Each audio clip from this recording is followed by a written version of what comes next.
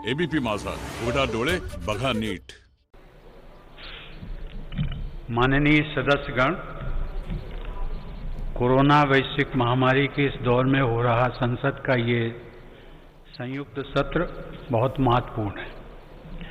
नया वर्ष भी है, नया दशक भी है और इसी साल हम आज़ादी के 75वें वर्ष में भी प्रवेश करने वाले हैं।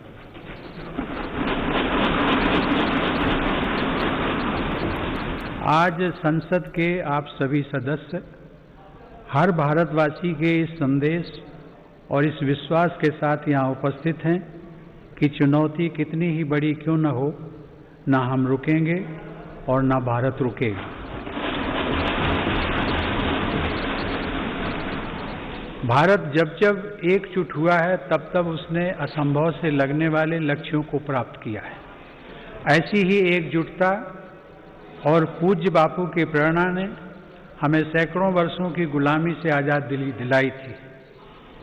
इसी भावना को अभिव्यक्त करते हुए राष्ट्र प्रेम से ओतप्रोत कवि असम केसरी अंबिका गिरी राय चौधरी ने कहा था, ओम तत्सत भारत महात ऐक चेतोनाथ, एक ध्यानोत, ऐक साधोनाथ, ऐक आवेगोत, ऐक होइसा, ऐक होइसा।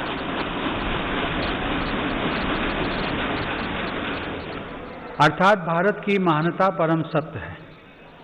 एक ही चेतना में, एक ही ध्यान में, एक ही साधना में, एक ही आवेग में, एक हो जाओ, एक हो जाओ। आज हम भारतीयों की यही एकजुटता, यही साधना देश को अनेक आपदाओं से बाहर निकालकर लाई है।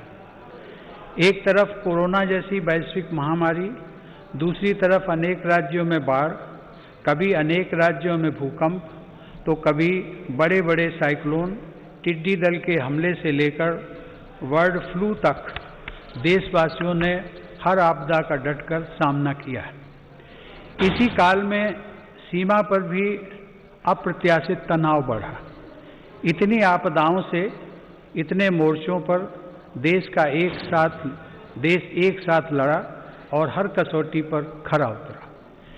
इस दौरान हम सब देशवासियों के अप्रतिम साहस, संयम, अनुशासन और सेवा भाव के भी साक्षी बने हैं।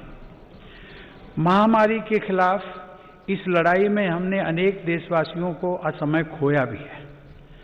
हम सभी के प्रिय और पूर्ववर्ती राष्ट्रपति प्रणब मुखर्जी का निधन भी कोरोना काल में हुआ। संसद के 6 सदस्य भी कोरोना की वजह से असमय हमें छोड़कर चले गए। मैं सभी के प्रति अपनी विनम्र श्रद्धांजलि अर्पित करता हूँ। माननीय सदस्यगण, हमारे शास्त्रों में कहा गया है, कृतम में दक्षिणे हस्ते जयो में सव्य आहिता। अर्थात हमारे एक हाथ में कर्तव्य होता है तो दूसरे हाथ में सफलता होती है। कोरोना महामारी के इस समय में जब दुनिया का प्रत्येक व्यक्ति, हर देश इससे प्रभावित हुआ, आज भारत एक नए सामर्थ्य के साथ दुनिया के सामने उभर कर आया है। मुझे संतोष है कि मेरी सरकार के समय पर लिए गए सटीक फैसलों से लाखों देशवासियों का जीवन बचा है। आज देश में कोरोना के नए मरीजों की संख्या भी तेजी से घट रही है और जो संक्रमण से ठीक हो चुके हैं उनकी संख्या भी बहुत अधिक है। माननीय सदस्यगण, जब हम बीते एक वर्ष को याद करते हैं तो हमें स्मरण होता है कि कैसे एक ओर नागरिकों के जीवन की रक्षा की चुनौती थी तो दूसरी तरफ अर्थव्यवस्था की चिंता भी करनी थी। अर्थव्यवस्था को संभालने के लिए रिकॉर्ड आर्थिक पैकेज की घोषणा के साथ ही मेरी सरकार ने इस बात का भी ध्यान रखा कि किसी गरीब को भूखा न रहना पड़े। प्रधानमंत्री गरीब कल्याण योजना के माध्यम से 8 महीनों तक 80 करोड़ लोगों को 5 किलो प्रति माह अतिरिक्त अनाज निःशुल्क सुनिश्चित किया गया। सरकार ने प्रवासी श्रमिकों, कामगारों और अपने घर से दूर रहने वाले लोगों की भी चिंता की। One nation, one ration card की सुविधा देने के साथ ही सरकार ने उन्हें निःशुल्क अनाज मुहैया कराया और उनके लिए श्रमिक स्पेशल ट्रेनें चलवाईं। महामारी के कारण शहरों से वापस आए प्रवासियों को उनके ही गांवों में काम देने के लिए मेरी सरकार ने 6 राज्यों में गरीब कल्याण रोजगार अभियान भी चलाया। इस अभियान की वजह से 50 करोड़ मैन डेज के बराबर रोजगार पैदा हुआ। सरकार ने रेहड़ी पटरी वालों और ठेला लगाने वाले भाई बहनों के लिए विशेष स्वनिधि योजना भी शुरू की। इसके साथ ही करीब 31,000 करोड़ रुपए गरीब महिलाओं के जन धन खातों में सीधे ट्रांसफर भी किए गए। इस दौरान देश भर में उज्ज्वला योजना की लाभार्थी गरीब महिलाओं को 14 करोड़ से अधिक मुफ्त गैस सिलेंडर भी मिले। अपने सभी निर्णयों में मेरी सरकार ने संघीय ढांचे की सामूहिक शक्ति का अद्वितीय उदाहरण भी प्रस्तुत किया है। केंद्र और राज्य सरकारों के बीच इस समन्वय ने लोकतंत्र को मजबूत बनाया है और संविधान की प्रतिष्ठा को सशक्त किया है। माननीय सदस्यगण, आचार्य चाणक्य ने कहा है, तृणम लघु तृणात् तूलम तूलादपि च याचकः वायुना किम न नीतो असो माम्यम या चयस्यति। अर्थात याचना करने वाले को घास के तिनके और रुई से भी हल्का माना गया है।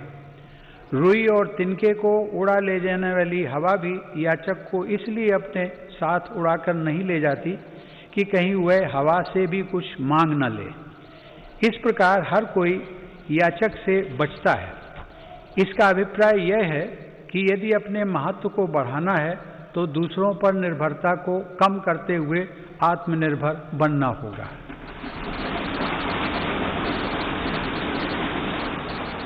आज़ादी की लड़ाई के समय हमारे स्वतंत्रता सेनानी जिस सशक्त और स्वतंत्र भारत का सपना देख रहे थे, उस सपने को सच करने का आधार भी देश की आत्मनिर्भरता से ही जुड़ा था।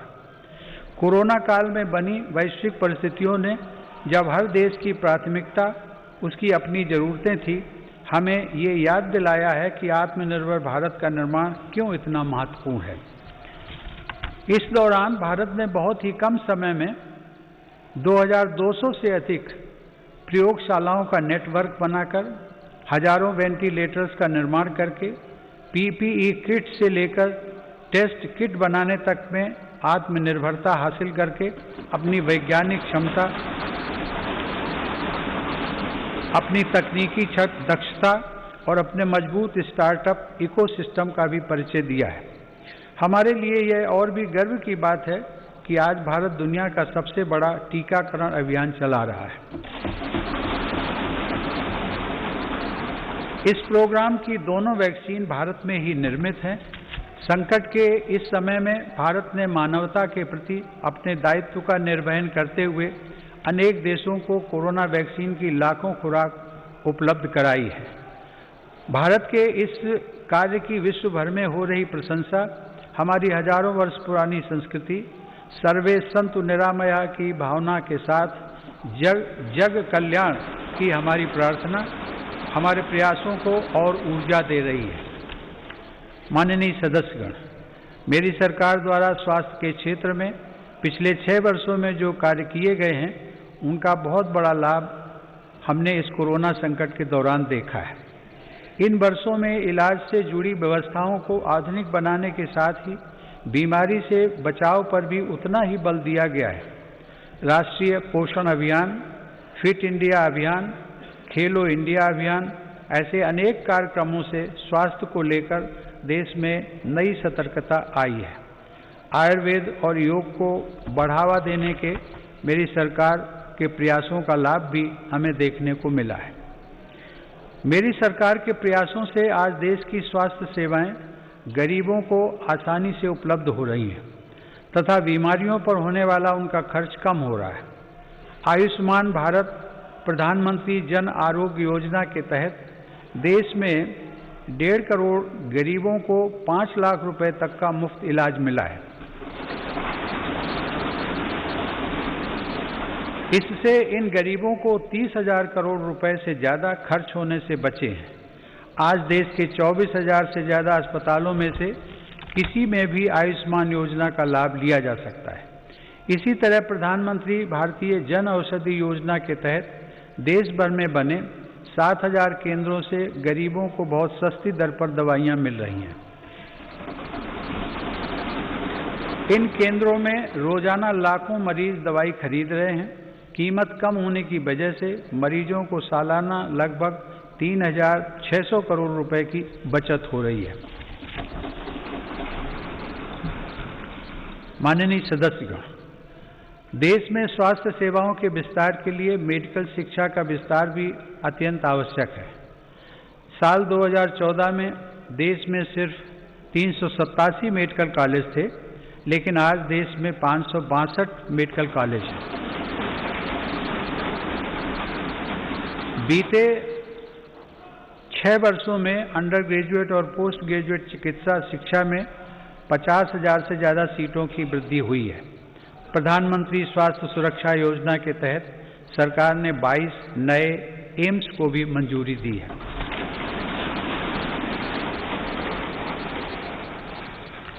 राष्ट्रीय चिकित्सा आयोग के साथ ही 4 स्वायत्त बोर्ड का गठन कर केंद्र सरकार ने चिकित्सा शिक्षा के क्षेत्र में ऐतिहासिक सुधारों की नींव रखी है। इन्हीं सुधारों के क्रम में दशकों पुरानी मेडिकल काउंसिल ऑफ इंडिया के स्थान पर नेशनल मेडिकल कमीशन की स्थापना की गई है। माननीय सदस्यगण, आत्मनिर्भर भारत अभियान केवल भारत में निर्माण तक ही सीमित नहीं है, बल्कि यह भारत के हर नागरिक का जीवन स्तर ऊपर उठाने तथा देश का आत्मविश्वास बढ़ाने का भी अभियान है। आत्मनिर्भर भारत का हमारा लक्ष्य आत्मनिर्भर कृषि से और सशक्त होगा।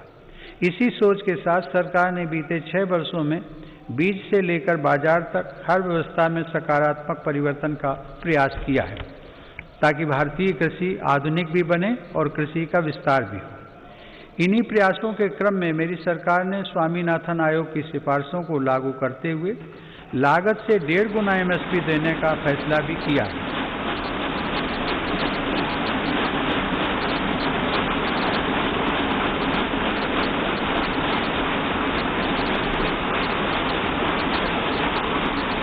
मेरी सरकार आज न सिर्फ MSP पर रिकॉर्ड मात्रा में खरीद कर रही है, बल्कि खरीद केंद्रों की संख्या को भी बढ़ा रही है। आज कृषि के लिए उपलब्ध सिंचाई के साधनों में भी व्यापक सुधार आ रहा है। पर ड्रॉप मोर क्रॉप के मंत्र पर चलते हुए सरकार पुरानी सिंचाई परियोजनाओं को पूरा करने के साथ ही सिंचाई के आधुनिक तरीके भी किसानों तक पहुंचा रही है। 2013-14 में जहां 42 लाख हेक्टेयर जमीन में ही माइक्रो इरिगेशन की सुविधा थी, वहीं आज 56 लाख हेक्टेयर से ज़्यादा अतिरिक्त जमीन को माइक्रो इरिगेशन से जोड़ा जा चुका है। मुझे खुशी है कि सरकार के इन प्रयासों को हमारे किसान अपने परिश्रम से और आगे बढ़ा रहे हैं। आज देश में खाद्यान्न उपलब्धता रिकॉर्ड स्तर पर है। वर्ष 2008-9 में जहां देश में 234 मिलियन टन खाद्यान्न की पैदावार हुई थी, वहीं साल 2019-20 में देश की पैदावार बढ़कर 296 मिलियन टन तक पहुंच गई है। इसी अवधि में सब्जी और फलों का उत्पादन भी 215 मिलियन टन से बढ़कर अब 320 मिलियन टन तक पहुंच गया है। मैं इसके लिए देश के किसानों का अभिनंदन करता हूं। माननीय सदस्यगण, समय की मांग है कि कृषि क्षेत्र में हमारे जो छोटे और सीमांत किसान हैं, जिनके पास सिर्फ 1 या 2 हेक्टेयर जमीन होती है, उन पर विशेष ध्यान दिया जाए। देश के सभी किसानों में से 80% से ज़्यादा ये छोटे किसान ही हैं और इनकी संख्या 10 करोड़ से ज़्यादा है। मेरी सरकार की प्राथमिकताओं में ये छोटे और सीमांत किसान भी हैं। ऐसे किसानों के छोटे छोटे खर्च में सहयोग करने के लिए PM किसान सम्मान निधि के जरिए उनके खातों में लगभग 1,13,000 करोड़ से अधिक रुपए सीधे ट्रांसफर किए जा चुके हैं। प्रधानमंत्री फसल बीमा योजना का लाभ भी देश के छोटे किसानों को हुआ है। इस योजना के तहत पिछले 5 वर्षों में किसानों को 17,000 करोड़ रुपए प्रीमियम के एवज में लगभग 90,000 करोड़ रुपए की राशि मुआवजे के तौर पर मिली है। देश के छोटे किसानों को साथ जोड़कर 10,000 किसान उत्पादक संगठनों यानी फार्मर प्रोड्यूसर ऑर्गेनाइजेशंस को स्थापित करने का अभियान एक ऐसा ही प्रभावशाली कदम है। इससे इन छोटे किसानों को समृद्ध किसानों की तरह बेहतर तकनीक, ज़्यादा ऋण, पोस्ट हार्वेस्टिंग प्रोसेसिंग एवं मार्केटिंग की सुविधाएं और प्राकृतिक आपदा के समय सुरक्षा मिलनी सुनिश्चित हुई है। इससे किसानों को अपनी फसल की ज़्यादा कीमत और ज़्यादा बचत का विकल्प भी मिला है। माननीय सदस्यगण, व्यापक विमर्श के बाद संसद ने 7 महीने पूर्व 3 महत्वपूर्ण कृषि सुधार, कृषक उपज व्यापार और कृषक संवर्धन और सरलीकरण विधेयक, कृषि सशक्तिकरण और संरक्षण, कीमत आश्वासन और कृषि सेवा करार विधेयक और आवश्यक वस्तु संशोधन विधेयक पारित किए हैं। इन कृषि सुधारों का सबसे बड़ा लाभ भी 10 करोड़ से अधिक छोटे किसानों को तुरंत मिलना शुरू हुआ।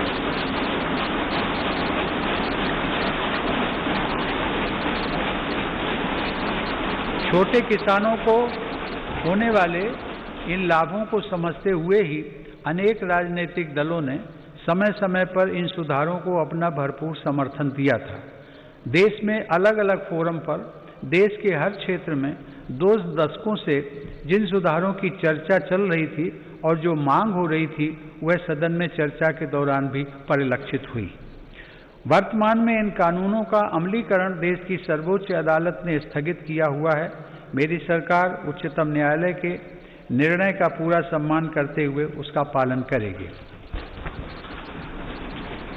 लोकतंत्र और संविधान की मर्यादा को सर्वोपरि रखने वाली मेरी सरकार इन कानूनों के संदर्भ में पैदा किए गए भ्रम को दूर करने का निरंतर प्रयास कर रही है।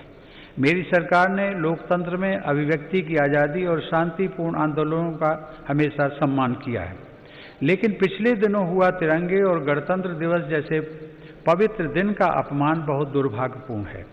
जो संविधान हमें अभिव्यक्ति की आज़ादी का अधिकार देता है, वही संविधान हमें सिखाता है कि कानून और नियम का भी उतनी ही गंभीरता से पालन करना चाहिए।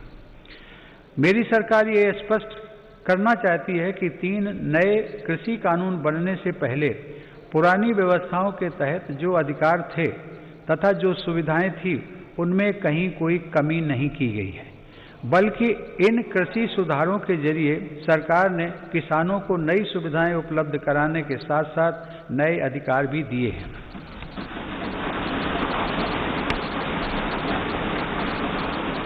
माननीय सदस्यगण, कृषि को और लाभकारी बनाने के लिए मेरी सरकार आधुनिक कृषि इंफ्रास्ट्रक्चर पर भी विशेष ध्यान दे रही है। इसके लिए 1 लाख करोड़ रुपए के एग्रीकल्चर इंफ्रास्ट्रक्चर फंड की शुरुआत की गई है। देश भर में शुरू की गई किसान रेल भारत के किसानों को नया बाजार उपलब्ध कराने में नया अध्याय लिख रही है। यह किसान रेल एक तरह से चलता फिरता कोल्ड स्टोरेज है। अब तक 100 से ज़्यादा किसान रेलें चलाई जा चुकी हैं, जिनके माध्यम से 38,000 टन से ज़्यादा अनाज और फल सब्जियां एक क्षेत्र से दूसरे क्षेत्र तक किसानों द्वारा भेजी गई हैं।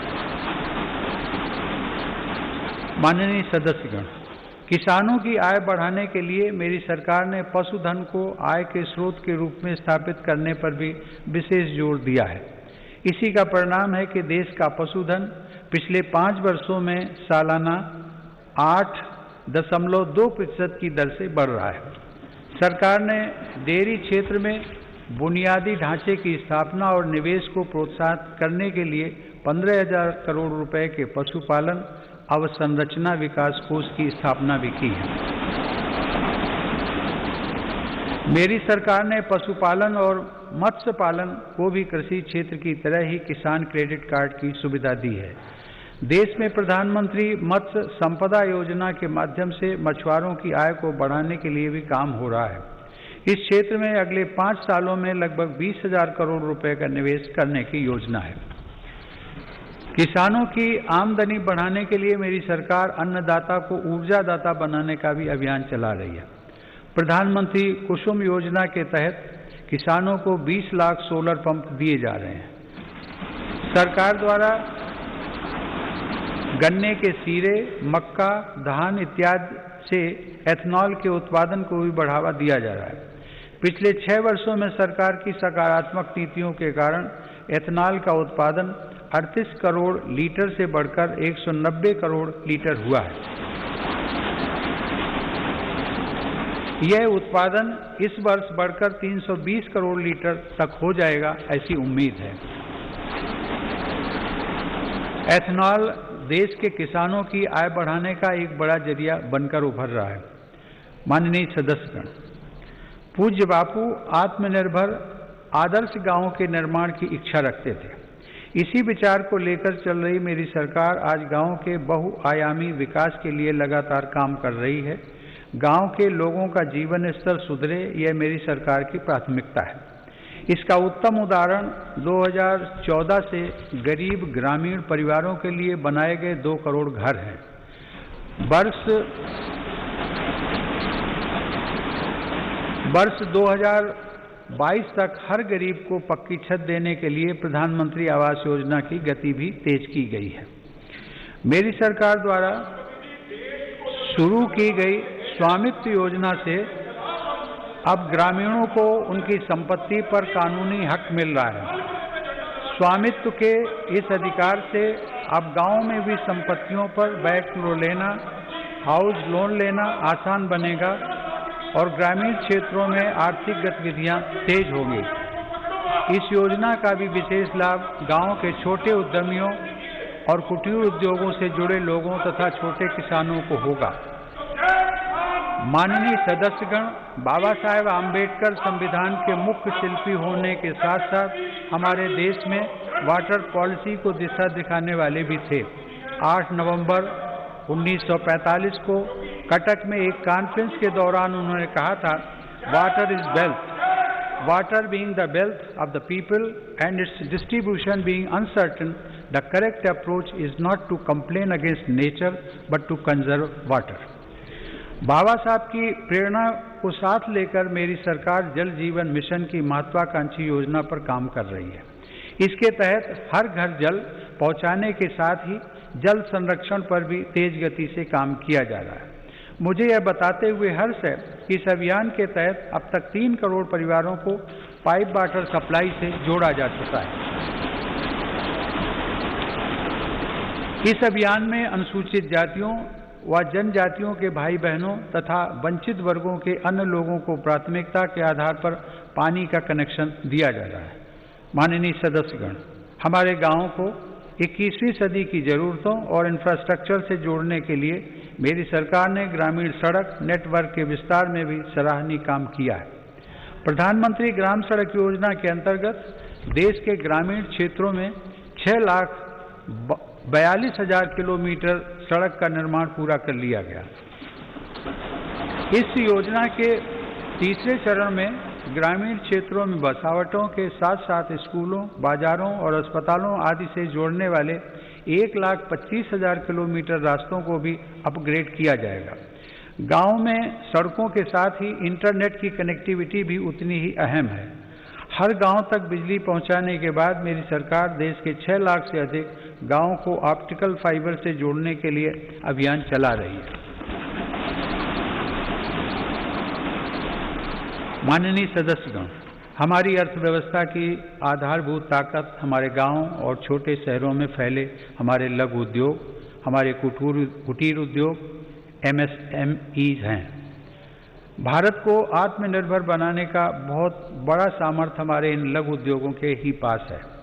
देश के कुल निर्यात में इनकी भागीदारी लगभग 50% की है। आत्मनिर्भर भारत के मिशन में MSMEs की भूमिका को बढ़ाने के लिए भी अनेक कदम उठाए गए हैं। MSMEs की परिभाषा में बदलाव हो, निवेश की सीमा बढ़ाना हो या फिर सरकारी खरीद में वरीयता, अब लघु और कुटीर उद्योगों को विकास के लिए जरूरी प्रोत्साहन मिला है। 3 लाख करोड़ रुपए की इमरजेंसी क्रेडिट गारंटी योजना, मुश्किल में फंसे एमएसएमईज के लिए 20,000 करोड़ की विशेष योजना और फंड ऑफ फंड्स जैसे प्रयासों ने लाखों लघु उद्यमियों को लाभ पहुंचाया है।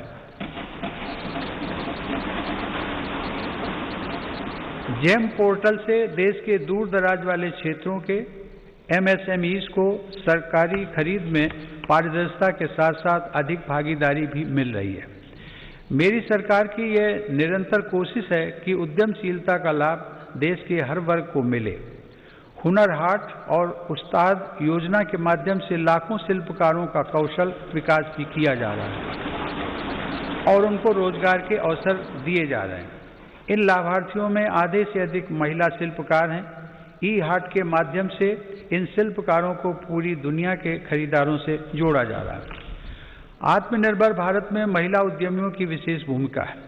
मेरी सरकार ने महिलाओं को स्वरोजगार के नए अवसर देने के लिए कई कदम उठाए हैं। मुद्रा योजना के तहत अब तक 25 करोड़ से ज़्यादा ऋण दिए जा चुके हैं, जिसमें से लगभग 70% ऋण महिला उद्यमियों को मिले हैं।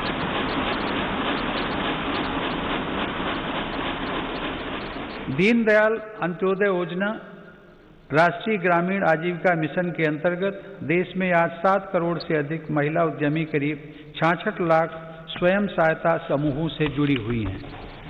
बैंकों के माध्यम से इन महिला समूहों को पिछले 6 वर्षों में 3,40,000 करोड़ रुपए का ऋण दिया गया।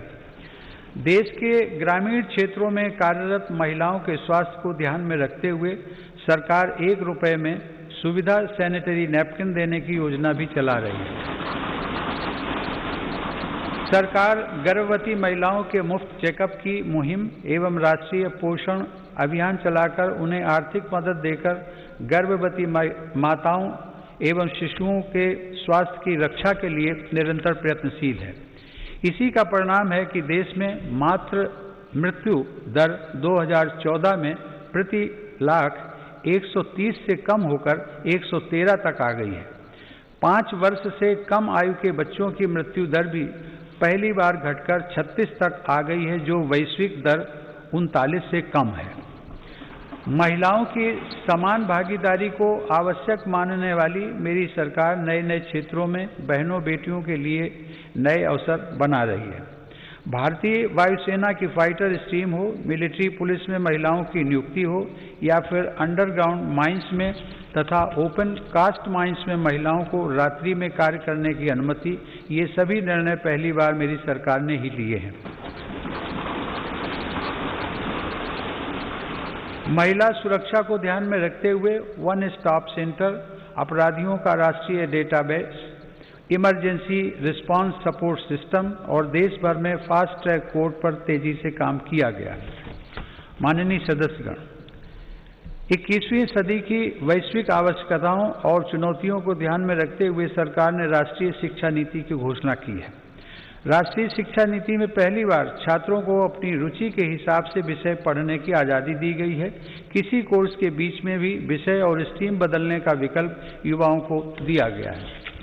मेरी सरकार ने ई विद्या के अंतर्गत स्कूली शिक्षा के लिए दीक्षा ऑनलाइन पोर्टल को one nation one digital platform के रूप में विकसित किया है।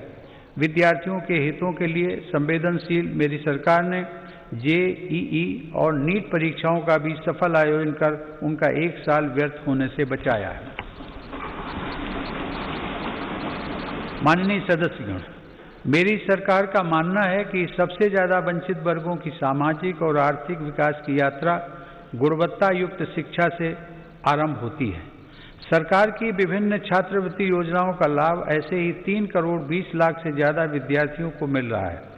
इनमें अनुसूचित जाति, पिछड़ा वर्ग, वनवासी एवं जनजातीय वर्ग और अल्पसंख्यक समुदाय के छात्र छात्राएं शामिल हैं। सरकार का प्रयास है कि ज़्यादा से ज़्यादा पात्र और ज़रूरतमंद विद्यार्थियों को छात्रवृत्तियों का लाभ मिले। इसके साथ ही अनुसूचित जाति के विद्यार्थियों को दी जाने वाली पोस्ट मैट्रिक छात्रवृत्ति में केंद्र सरकार के हिस्से को भी बढ़ाया जा रहा है। इसी प्रकार जनजातीय युवाओं की शिक्षा के लिए हर आदिवासी बहुल ब्लॉक तक एकलव्य आवासीय मॉडल स्कूल के विस्तार का काम भी किया जा रहा है। अब तक इस प्रकार के 550 से ज़्यादा स्कूल स्वीकृत किए जा चुके हैं। शिक्षा के साथ साथ नौकरी की प्राथमिकताएं आसान करने और व्यवस्थित करने पर भी मेरी सरकार का जोर है।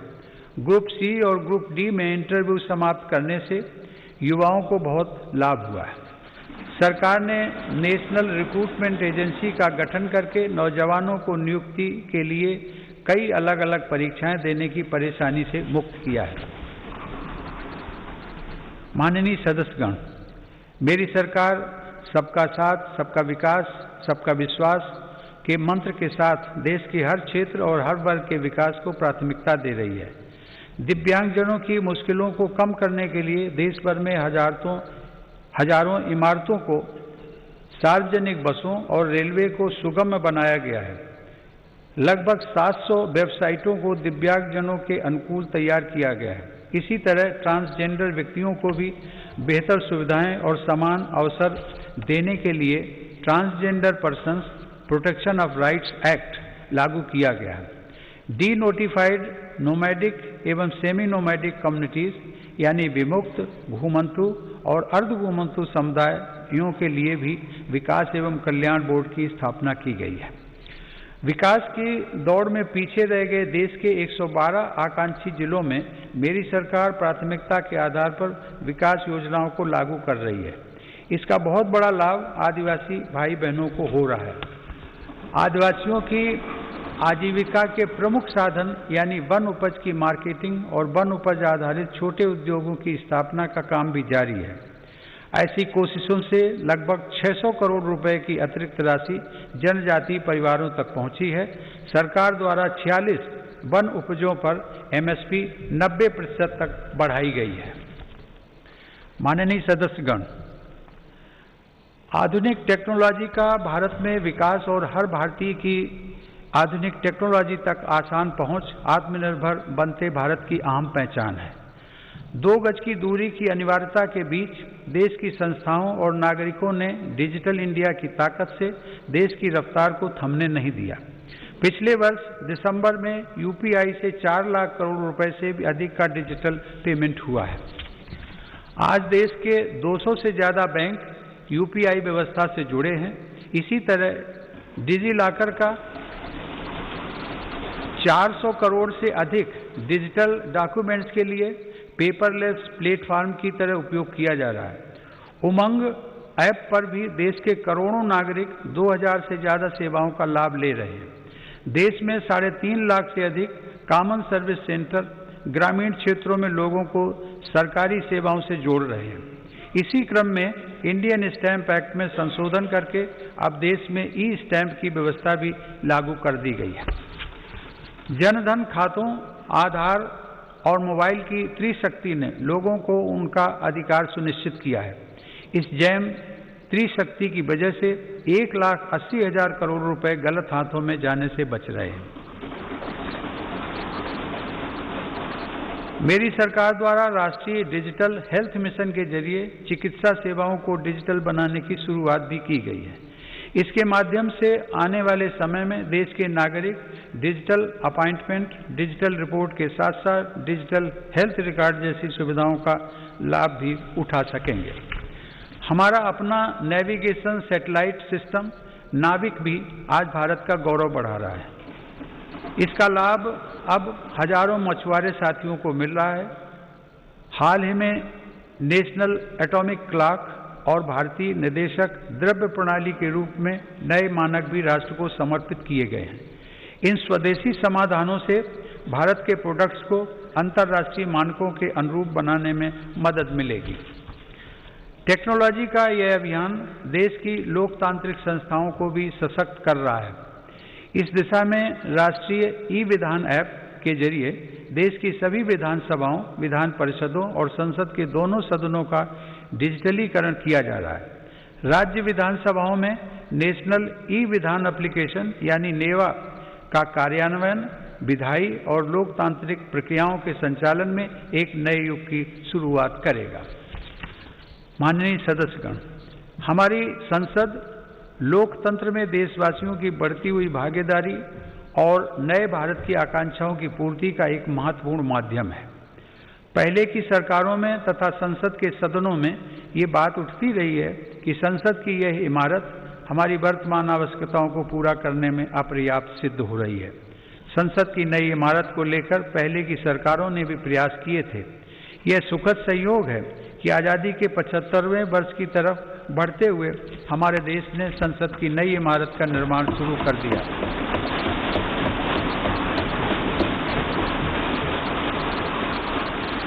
नए संसद भवन के बनने से अपने संसदीय दायित्वों को निभाने में हर सदस्य को अधिक सुविधा मिलेगी। माननीय सदस्यगण, देशवासियों ने जिस तेजी से तकनीक और बदलाव को आत्मसात किया है वह इस बात का प्रमाण है कि आज हर भारतीय देश को नई ऊंचाई पर पहुंचते हुए देखने के लिए कितना आतुर है। देशवासियों की आकांक्षाओं को ध्यान में रखते हुए मेरी सरकार तेजी से निर्णय ले रही है और अर्थव्यवस्था से जुड़े हर सेक्टर में ऐसे सुधार कर रही है जिनकी प्रतीक्षा वर्षों से थी। फेसलेस टैक्स असेसमेंट और अपील की सुविधा देने के साथ ही मेरी सरकार ने देश में उद्यमशीलता को प्रोत्साहित करने के लिए कंपनी अधिनियम के अनेक प्रावधानों को गैर आपराधिक बना दिया है। उद्योगों को जरूरी सुविधाएं मिल सकें, इसके लिए औद्योगिक क्षेत्रों का GIS तकनीक पर आधारित डेटाबेस तैयार किया जा रहा है। इस डेटाबेस में देश भर की लगभग 5 लाख हेक्टेयर औद्योगिक भूमि से जुड़ी जानकारी उपलब्ध है। मुझे खुशी है संसद के दोनों सदनों ने श्रमेव जयते की भावना पर चलते हुए श्रमिकों के जीवन में बदलाव लाने वाला निर्णय लिया है। 29 केंद्रीय श्रम कानूनों को कम करके 4 लेबर कोड बनाए गए। इन श्रम सुधारों में राज्यों ने भी अगुवाई की है। इन सुधारों से श्रम कल्याण का दायरा बढ़ेगा, श्रमिकों को निश्चित समय पर मजदूरी मिल पाएगी और रोजगार के ज़्यादा अवसर तैयार होंगे। नए लेबर कोड हमारी महिला श्रमिकों की अधिक और सम्मानजनक भागीदारी भी सुनिश्चित करते हैं।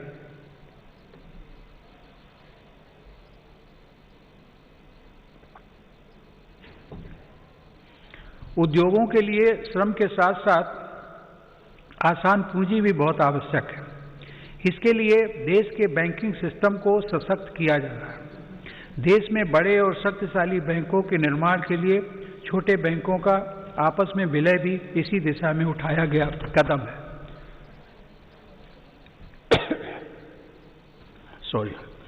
मैन्युफैक्चरिंग से जुड़े 10 सेक्टर्स के लिए पहली बार देश में लगभग 1.5 लाख करोड़ रुपए की प्रोडक्शन लिंक्ड इंसेंटिव स्कीम लागू की गई है। इसका लाभ इलेक्ट्रॉनिक्स सहित अनेक दूसरे सामान की मैन्युफैक्चरिंग में दिखने भी लगा है। देश और विदेश की अनेक बड़ी कंपनियों ने भारत में इन योजनाओं के तहत काम शुरू कर दिया है। मेरी सरकार भारत में बने सामान के उपयोग के लिए जन भागीदारी को प्रोत्साहित कर रही है। आज वोकल फॉर लोकल देश में जन आंदोलन का रूप ले चुका है।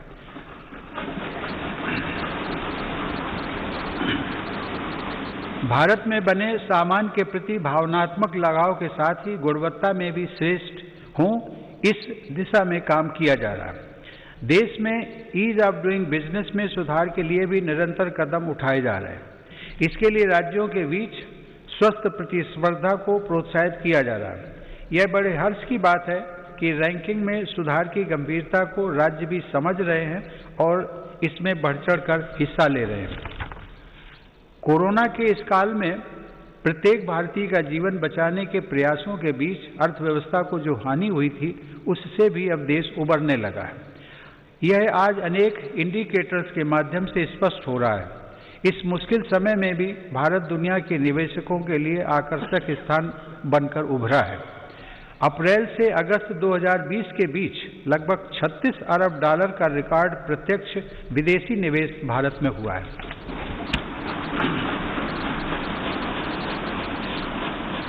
माननीय सदस्यगण, मेरी सरकार मानती है कि देश में आधुनिक इंफ्रास्ट्रक्चर का निर्माण नए और आत्मनिर्भर भारत के लिए मजबूत नींव का काम करेगा। कोरोना काल में भी इंफ्रास्ट्रक्चर के अनेक बड़े प्रोजेक्ट्स पर तेजी से काम करना होना और उनको पूरा करना हमारी प्रतिबद्धता को दर्शाता है।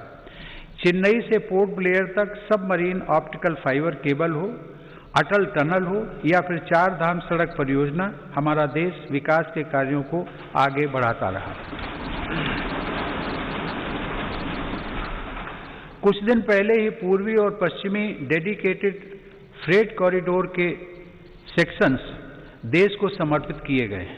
ये फ्रेट कॉरिडोर पूर्वी भारत में औद्योगिकरण को प्रोत्साहन देने के साथ ही रेल यात्रा में होने वाली अनावश्यक देरी को भी कम करेंगे। देश के इंफ्रास्ट्रक्चर को आधुनिक रूप देने के लिए मेरी सरकार 110 लाख करोड़ रुपए से अधिक की नेशनल इंफ्रास्ट्रक्चर पाइपलाइन पर भी काम कर रही है। साथ ही भारतमाला परियोजना के पहले चरण में 6 नए एक्सप्रेसवे और 18 नए एक्सेस कंट्रोल्ड कॉरिडोर्स का निर्माण चल रहा है। गुजरात के हजीरा और घोघा के बीच शुरू की गई रो पैक्स फेरी सेवा हो या फिर केवड़िया और साबरमती रिवर फ्रंट के बीच सी प्लेन सेवा, ये भारत में वाटर ट्रांसपोर्ट को नया आयाम दे रहे हैं। दुनिया की सबसे ऊंची सरदार पटेल की प्रतिमा का गौरव अपने साथ रखने वाले केवड़िया से अब देश के अनेक शहरों से सीधे ट्रेनें भी चलने लगी हैं। माननीय सदस्यगण, देश को गैस बेस्ड इकॉनमी बनाने के लिए गैस कनेक्टिविटी पर भी तेज गति से काम किया जा रहा है। कुछ दिनों पहले ही कोच्चि मैंगलोर गैस पाइपलाइन का लोकार्पण किया गया है। डोभी दुर्गापुर गैस पाइपलाइन का निर्माण ऊर्जा गंगा का प्रवाह बढ़ा रहा है। यह पाइपलाइन पश्चिम बंगाल तक जाएगी और पूर्वी भारत के विभिन्न उद्योगों, विशेषकर खाद कारखानों को गैस उपलब्ध कराएगी। इसी तरह तमिलनाडु के खाद कारखाने और अन्य औद्योगिक इकाइयों को गैस पाइपलाइन से जोड़ने के लिए तूतीकोरन रामनाथपुरम गैस पाइपलाइन पर तीव्र गति से कार्य चल रहा है। माननीय सदस्यगण, मेरी सरकार देश में शहरीकरण के विकास को एक अवसर के रूप में देखती है। इसलिए शहरी इंफ्रास्ट्रक्चर का व्यापक निवेश किया जा रहा है। शहरों में गरीबों के लिए स्वीकृत 1 करोड़ से अधिक घरों में से करीब 40 लाख का निर्माण पूरा हो चुका है। कुछ दिन पहले देश के 6 शहरों में आधुनिक टेक्नोलॉजी आधारित घर बनाने का काम भी शुरू किया गया है। शहरों में काम करने वाले श्रमिकों को बेहतर आवास मिल सके, इसके लिए उचित किराए वाली योजना भी शुरू की गई है। शहरों में कनेक्टिविटी से जुड़ा इंफ्रास्ट्रक्चर भी सरकार की प्राथमिकता है। आज देश के 27 शहरों में मेट्रो सेवा के विस्तार के लिए काम चल रहा है। कुछ दिन पहले ही दिल्ली मेट्रो के एक रूट पर ड्राइवरलेस मेट्रो का परिचालन भी किया गया।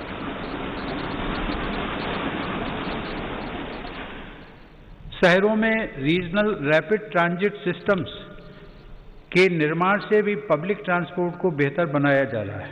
कॉमन मोबिलिटी कार्ड के देश भर में हो रहे विस्तार से देश के शहरों में यात्रा और आसान होगी। माननीय सदस्यगण, मेरी सरकार पूर्वी भारत के संपूर्ण और संतुलित विकास के लिए पूरी तरह से प्रतिबद्ध है।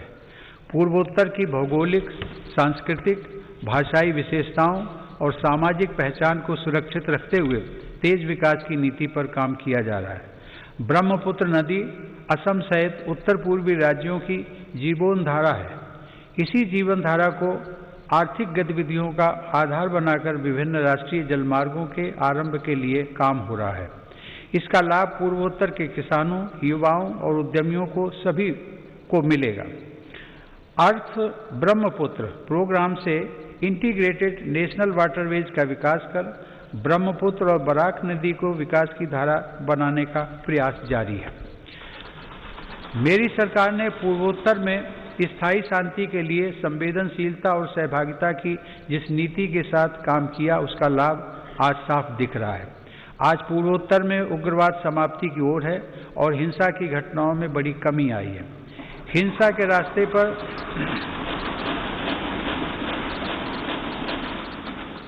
भटके युवा अब विकास और राष्ट्र निर्माण की मुख्य धारा में लौट रहे हैं। ब्रू शरणार्थियों के पुनर्वास को शांति और सौहार्द के साथ पूरा किया जा रहा है। इसी प्रकार ऐतिहासिक बोडो शांति समझौता भी हुआ है, जिसे सफलतापूर्वक लागू किया गया। समझौता होने के बाद इस बार बोडो टेरिटोरियल काउंसिल के चुनाव भी सफलता के साथ पूरे हुए हैं। माननीय सदस्यगण, मेरी सरकार देश की एकता और अखंडता को चुनौती देने वाली ताकतों से निपटने के लिए हर स्तर पर प्रयासरत है। एक तरफ जहां हिंसा प्रभावित क्षेत्रों में विकास को बढ़ावा दिया जा रहा है, वहीं दूसरी तरफ हिंसा फैलाने वाली ताकतों पर भी कड़ाई बरती जा रही है। इसी का परिणाम है कि नक्सली हिंसा की घटनाओं में बड़ी कमी आई है और नक्सल प्रभावित क्षेत्र का दायरा सिमट रहा है। मेरी सरकार की विकास नीति को जम्मू कश्मीर के लोगों ने भी भरपूर समर्थन दिया है। कुछ सप्ताह पहले ही आज़ादी के बाद पहली बार जम्मू कश्मीर में जिला परिषद के चुनाव सफलता के साथ संपन्न हुए।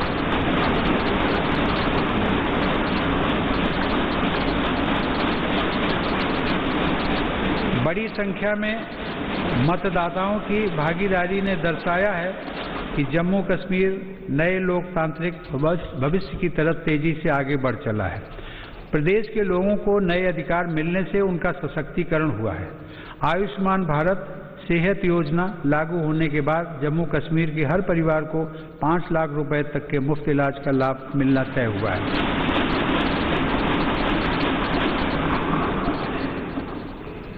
जम्मू में सेंट्रल एडमिनिस्ट्रेटिव ट्रिब्यूनल की एक बेंच भी स्थापित की गई है। केंद्र शासित प्रदेश बनने के बाद कुछ महीने पहले लद्दाख स्वायत्त पर्वतीय विकास परिषद के चुनाव की प्रक्रिया भी सफलतापूर्वक संपन्न हुई है। अब लद्दाख के लोग स्वयं अपने प्रदेश के विकास से जुड़े निर्णय और तेजी से ले रहे हैं। माननीय सदस्यगण, इस कोरोना काल में हम जब देश के भीतर आपदाओं से निपट रहे थे, तब हमारी सीमा पर भी देश के सामर्थ्य को चुनौती देने के प्रयास किए गए। LAC पर द्विपक्षीय संबंधों और समझौताओं को दरकिनार करते हुए शांति भंग करने की कोशिश की गई, लेकिन हमारे सुरक्षा बलों ने न केवल पूरी सजगता, शक्ति और हौसले के साथ इन षड्यंत्रों का मुंह तोड़ जवाब दिया, बल्कि सीमा पर यथास्थिति बदलने के सभी प्रयासों को भी नाकाम किया।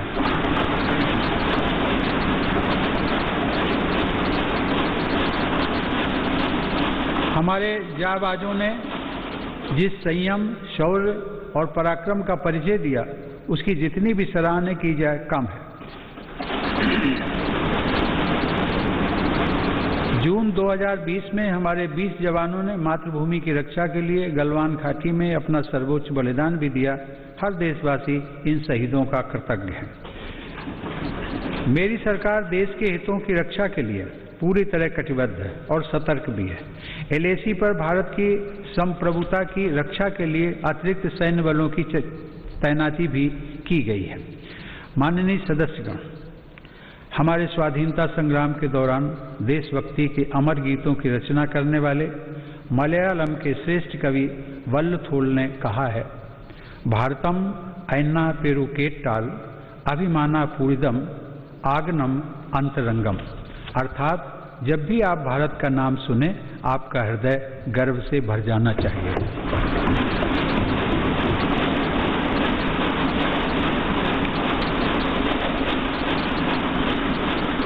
मेरी सरकार भविष्य के भारत की व्यापक भूमिका को देखते हुए अपनी सैन्य तैयारियों को सशक्त करने में जुटी है। आज अनेक आधुनिक साजो सामान भारत की सैन्य क्षमता का हिस्सा बन रहे हैं। रक्षा क्षेत्र में आत्मनिर्भरता पर भी सरकार का जोर है। कुछ दिन पहले ही सरकार ने HAL को 83 स्वदेशी लड़ाकू विमान तेजस के निर्माण का ऑर्डर दिया है। इस पर 48,000 करोड़ रुपए खर्च होंगे।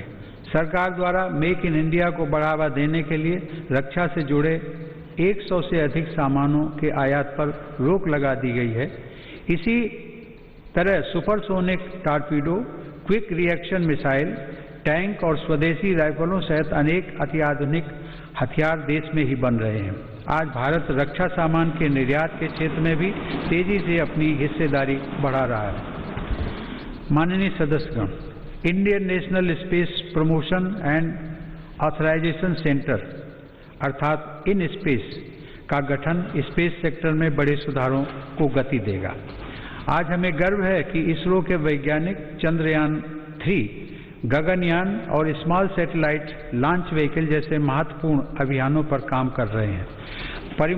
परमाणु ऊर्जा में भी देश तेजी से आत्मनिर्भरता की तरफ बढ़ रहा है। कुछ महीने पहले काकरापार में देश के पहले स्वदेशी प्रेशराइज्ड हैवी वाटर रिएक्टर का सफल परीक्षण किया गया।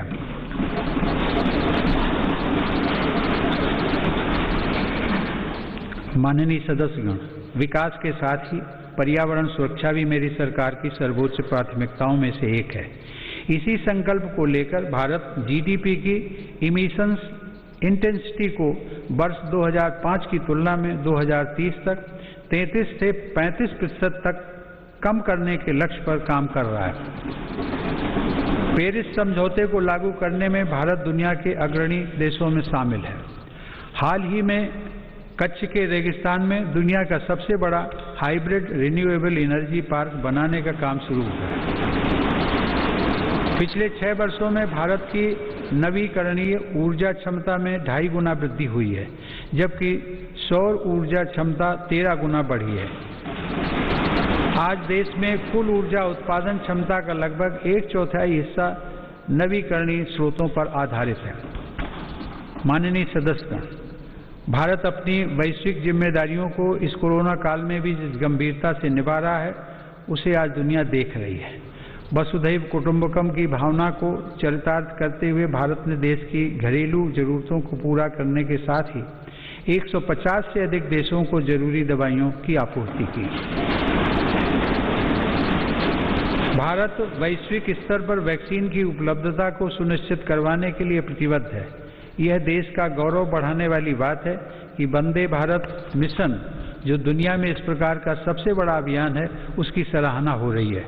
भारत ने दुनिया के सभी हिस्सों से लगभग 50 लाख भारतीयों को स्वदेश वापस लाने के साथ ही 1 लाख से अधिक विदेशी नागरिकों को भी उनके अपने देशों तक पहुंचाया है। कोविड-19 की बाधाओं के बावजूद भारत ने सभी साथी देशों से अपने संपर्कों और संबंधों को और मजबूत बनाया है। इस दौरान बड़ी संख्या में शिखर सम्मेलन, बहुपक्षीय कार्यक्रम और आधिकारिक बैठकों के जरिए अंतर्राष्ट्रीय सहयोग को भारत ने आगे बढ़ाया है। भारत ने ऐतिहासिक वैश्विक समर्थन हासिल करके इस वर्ष 8वीं बार एक अस्थायी सदस्य के रूप में सुरक्षा परिषद में प्रवेश भी किया है। भारत ने 2021 के लिए ब्रिक्स में अध्यक्ष पद भी ग्रहण किया है। माननीय सदस्यगण, आज जब भारत दुनिया में अपनी नई पहचान के साथ आगे बढ़ने के लिए तत्पर है, तो हमें भी उतने ही बड़े संकल्पों को सिद्ध करना होगा। 2021 का यह वर्ष हमारे लिए इसलिए भी अहम है, देश ने कुछ दिन पहले 23 जनवरी को नेताजी सुभाष चंद्र बोस के जन्म दिवस को पराक्रम दिवस के रूप में मनाया।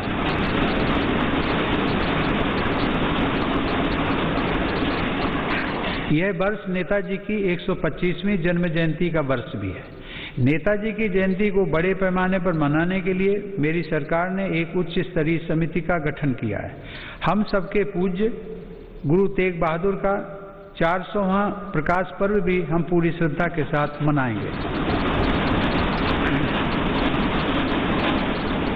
इन समारोहों के साथ ही देश की स्वतंत्रता के 75वें वर्ष के उपलक्ष्य में अमृत महोत्सव का शुभारंभ भी इसी वर्ष हो जाएगा। माननीय सदस्यगण, विगत वर्ष में सामूहिकता की जिस शक्ति का हमने साक्षात्कार किया है, उसी शक्ति से हमें नए लक्ष्यों को प्राप्त करना है। पिछले कुछ वर्षों में देश ने अनेक ऐसे काम कर दिखाए हैं जिनको कभी बहुत कठिन माना जाता था। आर्टिकल 370 के प्रावधानों के हटने के बाद जम्मू कश्मीर के लोगों को नए अधिकार मिले हैं।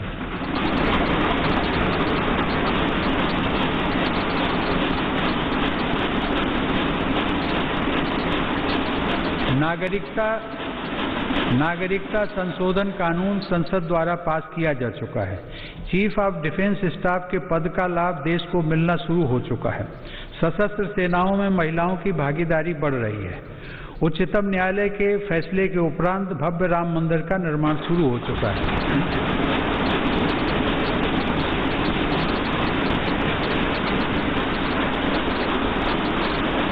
ईज ऑफ डूइंग बिजनेस की रैंकिंग में भारत ने रिकॉर्ड सुधार किया है। अब कंप्लायंस से जुड़ी बाधाओं को दूर करने पर विशेष बल दिया जा रहा है। वर्ल्ड टूरिज्म इंडेक्स की रैंकिंग में भारत 65वें से 34वें रैंकिंग पर आ गया है। जिस डीबीटी को नजरअंदाज किया जा रहा था, उसी की मदद से पिछले 6 साल में 13 लाख करोड़ रुपए से अधिक धनराशि लाभार्थियों को ट्रांसफर की गई है। कभी हमारे यहाँ सिर्फ 2 मोबाइल फैक्ट्रियां थीं। आज भारत दुनिया का दूसरा सबसे बड़ा मोबाइल निर्माता देश है। आज मध्यम वर्ग के लाखों लोगों को real estate regulation and development act के तहत रियल एस्टेट रेगुलेटरी अथॉरिटी यानी रेरा का लाभ मिल रहा है। इस दौरान सिर्फ नए कानून ही नहीं बने, बल्कि 1500 से अधिक पुराने और अप्रासंगिक कानूनों को समाप्त किया जा चुका है। माननीय सदस्यगण, ऐसे अनेक निर्णय हैं जो लगभग हर क्षेत्र में लिए गए हैं। मेरी सरकार ने दिखाया है कि नीयत साफ हो, इरादे बुलंद हो तो बदलाव लाया जा सकता है। इन वर्षों में मेरी सरकार ने जितने लोगों के जीवन को छुआ है वह अभूतपूर्व है। हर गरीब का घर रोशन हो, इसके लिए 2.5 करोड़ से अधिक बिजली कनेक्शन निःशुल्क दिए गए।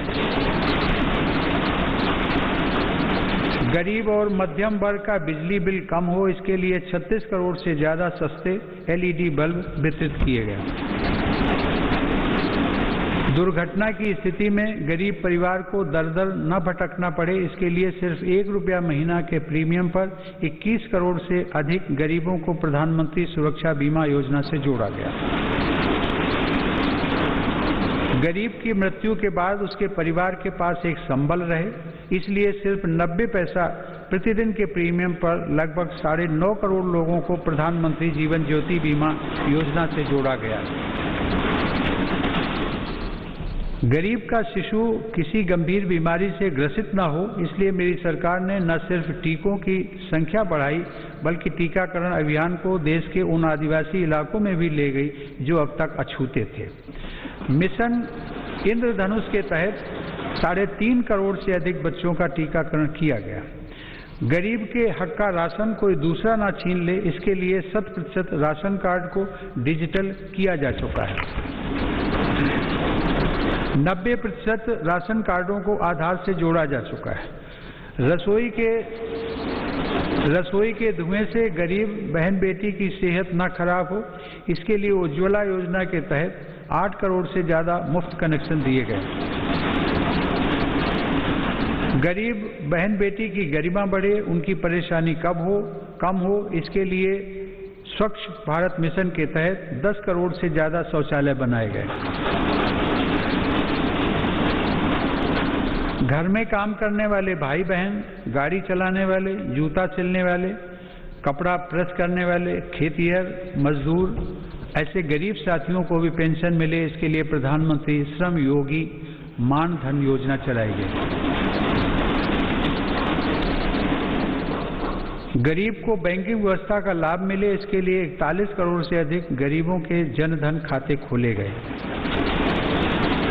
इनमें से आधे से अधिक खाते हमारी गरीब बहनों और बेटियों के हैं। माननीय सदस्यगण, ये सिर्फ आंकड़े नहीं हैं, इनमें से हर आंकड़ा अपने आप में एक जीवन गाथा है। इस संसद के अनेक सदस्यों ने अपने जीवन का बहुत लंबा समय इन्हीं परिस्थितियों में गुजारा है। हमारे जिस कार्य से गरीब भाई बहनों की चिंता, उनका दुख और तकलीफ कम हो सके, उन्हें अधिक से अधिक मूलभूत सुविधाओं के साथ जोड़कर सशक्तिकरण और आत्मसम्मान के पथ पर आगे बढ़ाया जा सके, ऐसा प्रत्येक कार्य इस संसद में हमारी उपस्थिति को सार्थक बनाएगा। मुझे गर्व है कि मेरी सरकार पूरी निष्ठा और ईमानदार नियत के साथ पिछले 6 वर्षों से इस दिशा में निरंतर काम कर रही है, फैसले ले रही है तथा उन्हें लागू कर रही है। माननीय सदस्यगण, वीरता, अध्यात्म और प्रतिभाओं की भूमि पश्चिम बंगाल के सपूत गुरुदेव रविंद्रनाथ टैगोर के बड़े भाई ज्योतिरिंद्रनाथ टैगोर ने देश प्रेम से भरे एक ओजस्वी गीत की रचना की थी। उन्होंने लिखा था, चौल रे सौबे भारोत संतान, मातृभूमि कोरे आवाहन, वीर ओ दौर पे पौरुष गौरवे, सादरे साध सावे देशेर कल्याण। अर्थात मातृभूमि आह्वान कर रही है कि भारत की संतानों, सभी मिलजुल कर चलते रहो, वीरता के, स्वाभिमान तथा पौरुष के गर्व के साथ तुम सभी देश के कल्याण की निरंतर कामना करते रहो। आइए हम सब मिलकर आगे बढ़ें, सभी देशवासी मिलकर आगे बढ़ें, अपना कर्तव्य निभाएं और राष्ट्र निर्माण में अपना योगदान दें। आइए भारत को आत्मनिर्भर बनाएं।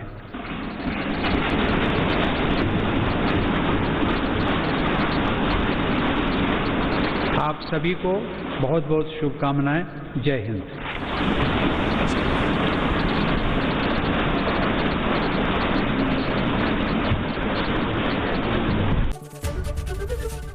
एबीपी माझा, उघडा डोळे बघा नीट।